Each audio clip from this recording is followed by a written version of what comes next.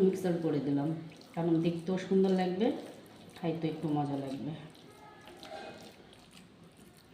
তো হলো আপনার ধনেপাতা মিক্সার করে দেওয়ার পরে ভর্তাটা এই শেষ।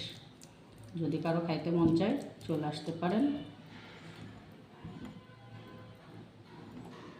এটা হলো একটা। এখন শুরু হবে সিম এবং আলু দিয়ে একটা ভর্তা।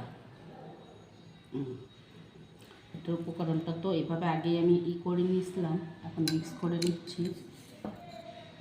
একটু লবণ দিয়ে নিই, লবণটা ওটার মধ্যে একটু হলে এটা একটু কম হবে।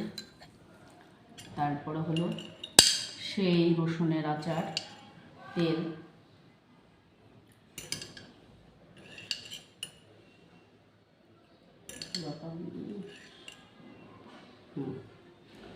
তারপর হলো একটু ধনেপাতা,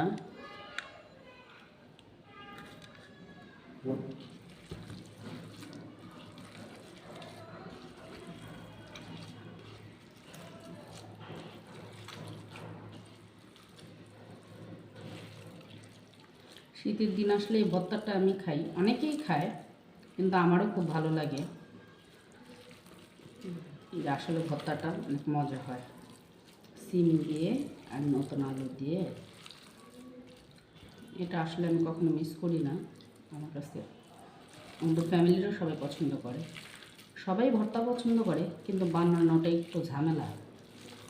এই কারণে আমরা অনেক সময় অনেক কিছু